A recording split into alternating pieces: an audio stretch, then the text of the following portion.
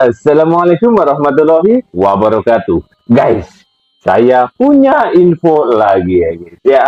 Yang sudah saya katakan di sini selalu menyediakan berita-berita terupdate, tereneu. Biar apa? Biar kalian senang. Yang pasti ya guys ya. Di akhir video nanti tolong tulis komentar-komentar kalian dan juga jangan lupa ajak lalen gue. Selalu menekan tombol likes, komen, dan pastinya ya guys ya. Ajak lalen di subrek ya guys. Berita apa ini? Ya, makanya tonton video ini sampai selesai. Biar apa? Biar kalian paham semuanya. Ingat, jangan di skip ya guys ya. Yang sudah saya katakan, kalau di skip berbahaya. Oke, tanpa panjang lebar, yuk kita simak dulu videonya. Teman-teman, urutan di persidangan saya sampaikan, soalnya banyak yang nanya kemarin, supaya tidak bingung.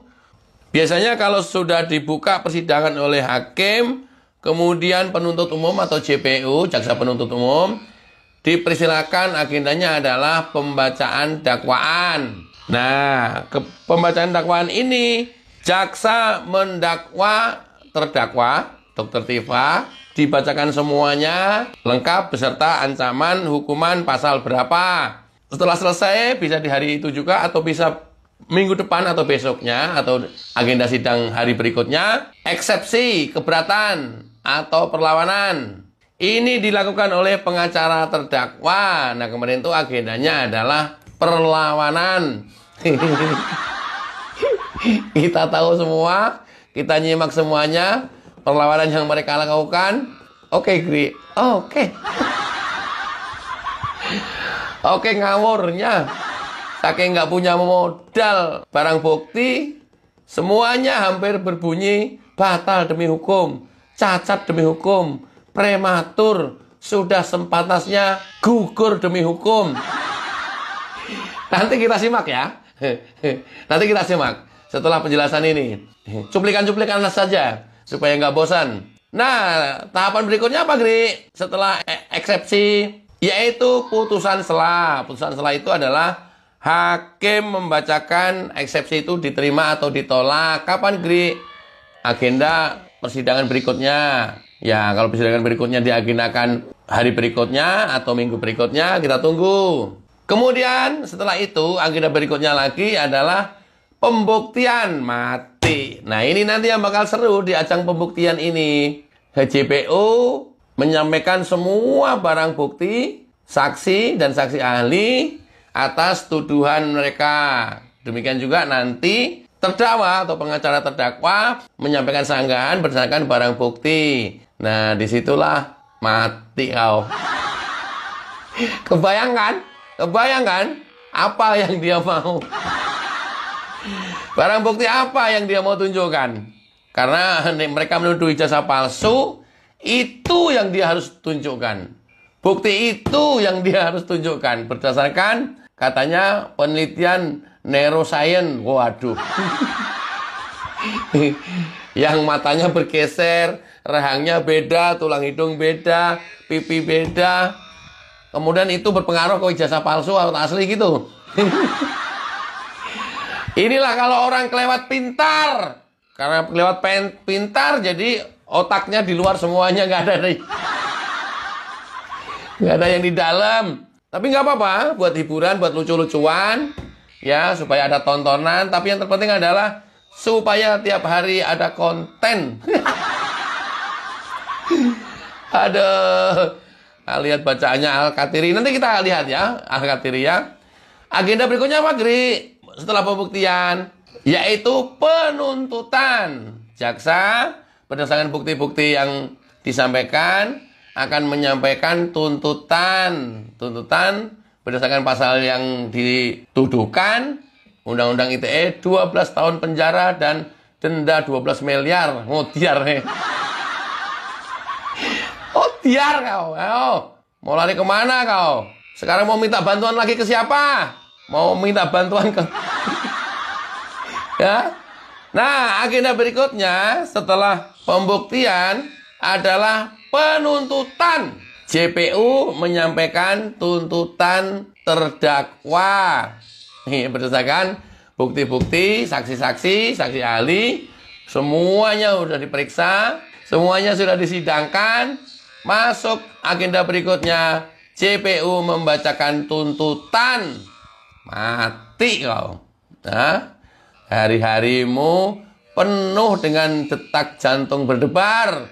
Udah gitu sekarang posisinya Tifa sedang bangkrut. Sebangkrut-bangkrutnya karena karma dari Pak Jokowi yang difitnah. Diam saja. Ya, mati kau. Apartemen disita. Sekarang udah galang donatur. Udah bangkrut sebangkrut-bangkrutnya. Malah katanya mau iuran, mau menyelesaikan hutangnya Tifa. Kalau sudah begini mah rasa malu nggak ada lagi. Rasa gengsi udah nggak ada lagi. Ya. Kan, nista kan? Yang terendah hidup kalian sekarang. Ini adalah karma langsung dari Pak Jokowi yang difitnah diam saja dan tidak pernah membalas. Ketika orang difitnah diam saja, tunggu azab Allah. Sangat menyedihkan. Nggak percaya? Teruskan. Nah, setelah penuntutan, pembelaan atau pledoi terdakwa melalui kuasa hukum atau penasihat hukum menggunakan haknya untuk membela terhadap tuduhan JPU. Pembelaan ini nanti akan seru karena harus selalu disampaikan bukti-bukti pembelaannya. Sementara dia nggak punya. Sementara dia nggak punya. Ayo. Agenda berikutnya bisa di hari itu juga kalau memang waktunya cukup atau di hari kemudian. Replik dan duplik, yaitu tanggapan JPU, replik, serta tanggapan balik dari terdakwa, duplik. Disinilah nanti akan terjadi perang yang sesungguhnya. Tapi seperang-perangnya kalau kita lihat JPU yang penampilannya cool, yakin benar dengan barang bukti, saksi dan saksi ahli, sepertinya pengacara terdakwa nanti juga akan melongo. Karena banyak banget hal yang tidak diketahui oleh masyarakat, banyak banget hal yang tidak diekspos di ruang publik. Semua nanti akan dipaparkan dan dibuka semua. Yang itu membuat tercengang masyarakat yang selama ini dijejelin narasi-narasi yang menyesatkan oleh Tifa. Lihat aja nanti. Ini bakal sadis. Dan yang terakhir, yang ditunggu-tunggu masyarakat Indonesia adalah putusan. Hakim akan memutuskan, akan ketok palu dan menjatuhkan vonis terhadap terdakwa berdasarkan dari seluruh rangkaian sidang dari awal sampai akhir. Berapa, Gri? 12 tahun. Itu ya urutannya ya, urutan sidang ya. Supaya teman-teman memahami ini dan sambil sabar menunggu, silakan seruput kopi dulu. Nah, sekarang sebagai gambaran kepada teman-teman saya sampaikan cuplikan perlawanan yang disampaikan oleh pengacara Tifa kemarin. Ini sebagai bukti bahwa hanya ada kata-kata batal demi hukum, cacat demi hukum, prematur. Coba disimak. Apabila persidangan ini dipaksakan hanya untuk mengadili hilir dan menolak mengadili hulu, yaitu bukti ijazah, maka demi hukum dan demi keadilan yang berdasarkan ketuhanan yang Maha Esa, persidangan yang semacam ini sudah sepatutnya dihentikan dan dinyatakan tidak diterima. Ya. Sepatutnya sidang semacam ini dinyatakan dihentikan dan tidak dapat diterima. Enak coy. Kerja dulu dong. Usaha dulu. Ya, baru dapat SP3 kayak teman-teman yang lain. Usaha apa enggak, pengennya bebas begitu aja. Oh alah, takut ya? Nggak punya barang bukti ya? Coba lagi. Sehingga sepatutnya dakwaan dinyatakan batal demi hukum atau tidak dapat diterima. Oleh karena itu, Pengadilan Negeri Jakarta Timur secara relatif tidak berwenang mengadili terdakwa. Batal demi hukum. Jakarta Timur tidak berwenang. Sepanjang perlawanan isinya kayak begini melulu. Coba lihat lagi. Dalam laporan dan objek yang sama telah dilakukan penghentian penyidikan. Tanpa penjelasan tersebut, surat dakwaan mengandung cacat mengenai dasar penuntutan dan beralasan untuk dinyatakan tidak dapat diterima. Cacat demi hukum dan tidak dapat diterima. Persidangan harus dibatalkan. Oh enak itu. Kalau cuma kayak begitu doang mah pengacara mah. Ini tentu ada alasan depannya ya. Karena Pak terlalu panjang, saya ambil kesimpulan ujungnya saja. Tapi yang jelas ujungnya seperti itu. Ini lucu kan? Nanti ada yang lebih lucu lagi. Swear. Ini kali ya. Bahwa karena dokumen elektronik tersebut secara yuridis, teknologis bukan merupakan milik saudara Joko Widodo, maka demi hukum saudara Joko Widodo tidak memiliki kapasitas atau persona standing in judicio maupun legal standing, hak gugat atau hak lapor untuk bertindak sebagai korban langsung ataupun pelapor yang sah dalam menggerakkan ketentuan pidana pasal 32 ayat 1 Undang-Undang ITE terhadap terdakwa. Surat dakwaan saudara penuntut umum harus dinyatakan cacat formil, tidak dapat diterima, need of verlat, dan batal demi hukum. Maka yang berhak melapor hanyalah pemilik data tersebut, saudara Dian Sandi. Saudara Joko Widodo tidak bisa menggunakan pasal 32 karena dia bukan pemilik data atau dokumen tersebut sehingga terjadi error in objecto. Ntar. Sampai sini dulu. Oh ini aneh banget. Aneh. Karena yang diambil sampel untuk penelitian Dr. Tifa itu adalah dokumen yang beredar di media sosial Dian Sandi, maka jaksa salah alamat dan Jokowi tidak mempunyai legal standing untuk melaporkan ini. Yang mempunyai legal standing adalah Dian Sandi. Harusnya Dian Sandi yang melaporkan. Aduh, bikin mules. Abang pengen ngising.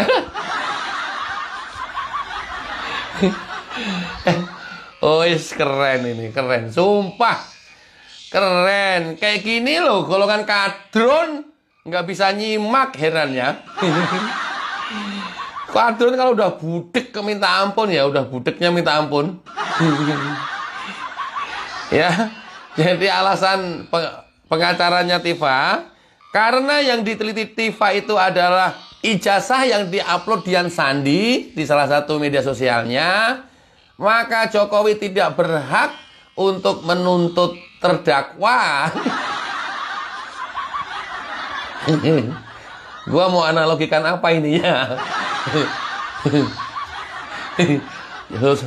Jadi harusnya Dian Sandi yang nuntut, bukan Jokowi. Luar biasa. Padahal berdasarkan hasil penelitiannya Tifa itu, setiap hari di semua media sosial dan media mainstream, Tifa selalu memprovokasi masyarakat berdasarkan hasil penelitian bahwa ijazah Jokowi palsu 99,9%. Bahkan di banyak kesempatan Tifa menyatakan ijazah Jokowi 100% palsu. Harusnya nggak boleh Jokowi yang menuntut atau melaporkan. Harusnya Dian Sandi katanya. Luar biasa. Udah, kadrun budek kayak begini coba. Gimana nih mencermati ini nih. Oh, siapapun, yang penting ada yang lucu lagi. Membuktikan bahwa penuntut umum salah sasaran error in persona, error in objectum, dan dakwaan harus dikesampingkan demi hukum atau NO. Oh, ujung-ujungnya dakwaan batal demi hukum dan harus NO. Harus ditolak mentah-mentah. Persidangan bubar. Nggak jadi disidang. Tifa bebas murni. Ingat ya, di video saya sebelumnya, teman-teman, kalau nanti endingnya vonisnya itu wajar, sesuai dengan tuntutan, ya berarti murni. Hukum berjalan normal, tapi menjadi anomali atau menjadi tidak wajar ketika nanti divonis atau diputus bebas. Itu saja yang kita pegang. Berarti memang dari awal ada intervensi. Oke, lanjut. Dakwaan yang lahir dari pengabaian hak imunitas ini cacat hukum sejak dalam kandungan. Maka penuntutan tersebut patut dinilai sebagai penuntutan yang prematur atau setidak-tidaknya tidak dapat diterima sampai terdapat kejelasan mengenai pokok perkara yang dilaporkan. Oh, cacat demi hukum. Ya, suruh membatalkan sidangnya. Semuanya seperti itu. Ya, saking bingungnya. Aduh. Tapi ya nggak apa-apa. Mestinya memang harus ada yang lucu-lucu seperti ini. Jadi kelihatan banget bahwa dia juga kebingungan. Karena apa? Nggak punya bukti untuk membuktikan tuduhannya bahwa ijazahnya palsu 99,9% atau palsu 100%. Buktinya apa? Nanti di ajang pembuktian kita lihat ya. Biasanya nanti dia akan menyampaikan bukti. Apa nanti coba? Keren. Lebih keren lagi yang ini. Penegak hukum dalam hal ini Polda Metro Jaya telah mengabaikan pasal ini dengan tetap memproses terdakwa adalah batal demi hukum yang mencerminkan adanya cacat prosedur. Cacat prosedur. Batal demi hukum lagi. Aduh. Lagi-lagi ini cuplikan-cuplikan ujungnya aja ya. Karena uraiannya saya tidak usah, tapi yang penting kesimpulannya aja supaya teman-teman tahu. Intinya begitu dah. Kok semuanya cacat demi hukum? Itulah. Coba. Hingga bisa diserahkan untuk dituntut ke pengadilan ini adalah karena laporan dari Laboratorium Forensik Bareskrim Polri atas barang bukti ijazah yang telah menabrak aturan internal kepolisian. Jadi hasil lab for Polri cacat juga demi hukum. Makanya hasil lapornya tidak berlaku. Loh, kok cara membatalkan kayak gitu? Gimana guys tentang video yang sudah kita lihat bersama-sama ya guys ya. Ingat, aja kelalen nulis di komentar. Karena apa? Pendapat seseorang berbeda-beda. Yang pasti jangan menggunakan kata-kata kasar. Karena apa? Kalau kata-kata kasar digunakan di dalam akun YouTube berbahaya gue, danger. Kok nyong kenang spam, kenang strike, bahaya gue. Oke sekian, semoga video ini bermanfaat. Wassalamualaikum warahmatullahi wabarakatuh.